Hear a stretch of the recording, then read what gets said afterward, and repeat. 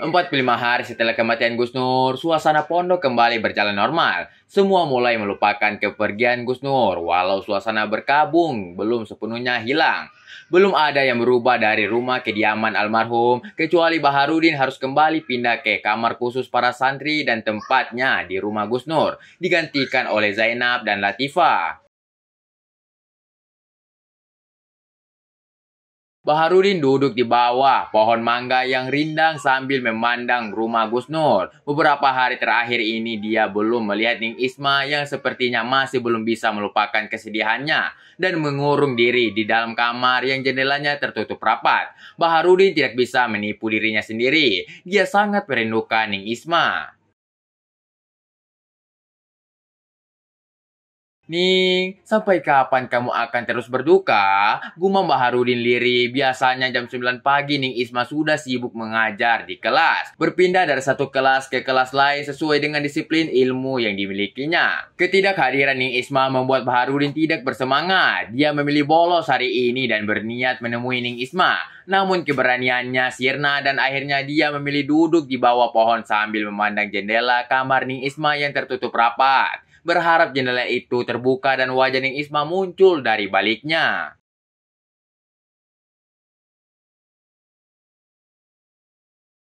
Aduh! Berteriak kecil saat sebuah benda menghantam kepalanya. Refleks dia menoleh ke belakang. Baharudin terpaku melihat Ning Sara menatapnya sambil menunjuk ke benda yang mengenai kepalanya. Benda putih dan Baharudin yakin itu adalah kertas yang diremas hingga menjadi berbentuk bulat. Baharudin membungkuk mengambilnya. Saat dia kembali tegak, Ning Sara sudah pergi menjauh.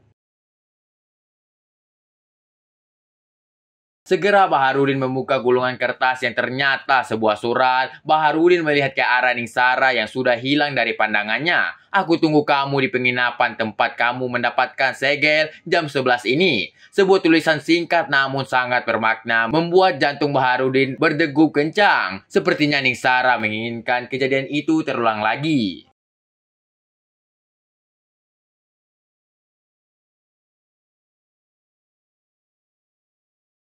Garia Baharudin langsung bangkit. Ternyata hari ini dia belum bisa mendapatkan kehangatan Ning Isma. Namun sebagai gantinya kehangatan Ning Sara. Tanpa sadar Baharudin mengepalkan tangannya ke atas sambil berteriak kegirangan. Baharudin melihat jam yang melingkar di pergelangan tangannya pukul 9:20 menit.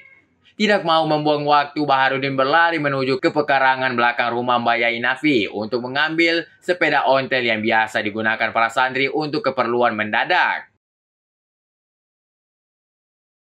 Jarak dari pondok ke penginapan lumayan jauh, bisa memakan waktu 1 jam lebih dan dia tidak boleh terlambat sampai tujuan.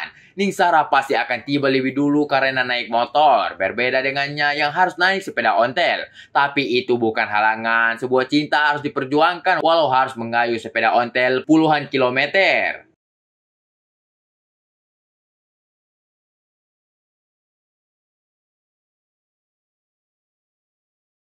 Sesampainya di pekarangan dapur, hanya tersisa satu sepeda ontel tua yang catnya mulai mengelupas. Tanpa berpikir panjang, Baharudin menaiki sepeda tersebut dan mulai mengayuh dengan semangat. 45.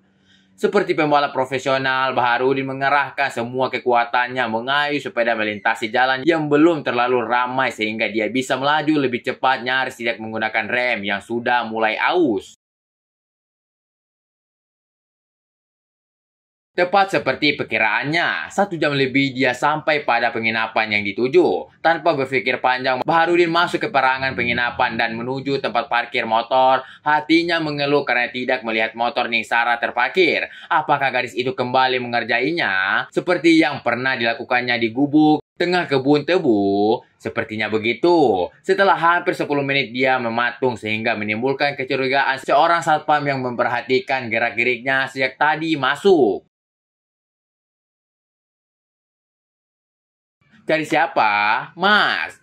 Tanya satpam yang entah sejak kapan sudah berdiri di samping memandang dengan penuh curiga. Pakaian pria ini sangat santri dengan sarung dan kaos oblong, serta sebuah peci hitam bertenger di kepalanya. Belum sempat Baharudin menjawab, sebuah motor metik masuk dan parkir di sebelahnya sehingga perhatian satpam beralih ke pengemudi motor yang mengenakan baju gamis hitam lebar dengan jilbab yang juga lebar menjuntai hingga pinggang serta sebuah cadar menutupi wajahnya.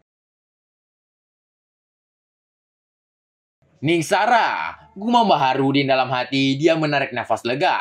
Maaf, aku terlambat, kata Ningsara tanpa menoleh. Dia meletakkan helmnya. Melihat kedatangan Ningsara, satpam itu segera menjauh. Dia sudah terbiasa menghadapi tamu bercadar untuk menutupi identitas dirinya agar tidak dikenali. Seperti itu kelakuan para wanita yang datang untuk berbuat mesum. Cadar hanyalah alat untuk menutupi wajahnya agar tidak dikenali. Baharudin segera memarkir sepeda ontel tepat di samping motor Baharudin. Sekilas dia melihat plat nomor motor yang tertera jelas. Ningsara mungkin bisa menyembunyikan wajahnya di balik cadar, tapi dia lupa menyembunyikan plat nomor motor yang dinaikinya dari orang kebetulan hafal. Ayo, kamu bayar sewa kamarnya, bisik Ningsara menyadarkan lamunan Baharudin yang hanya mengangguk pelan. Untung dia selalu membawa uang di dalam dompet untuk biaya hidup di pondok selama sebulan. Lebih dari cukup untuk membayar sewa kamar hotel kelas melati ini. Setelah membayar dan menerima sebuah kunci kamar, Baharudin dan Ningsara berjalan cepat menuju kamar yang sudah disediakan.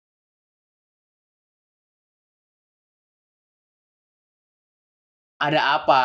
Ning, tanya Baharudin setelah mereka berada di dalam kamar dan belum sempat duduk untuk melepas lelah setelah perjalanan cukup jauh. Baharudin memandang Ningsara dengan hati berdesir indah, terbayang olehnya saat dia bebas mengumuli indah wanita yang berdiri di hadapannya dengan wajah menunduk malu. Hanya mereka berdua di dalam kamar ini, apalagi yang diinginkan Ningsara selain ketanjanannya yang perkasa.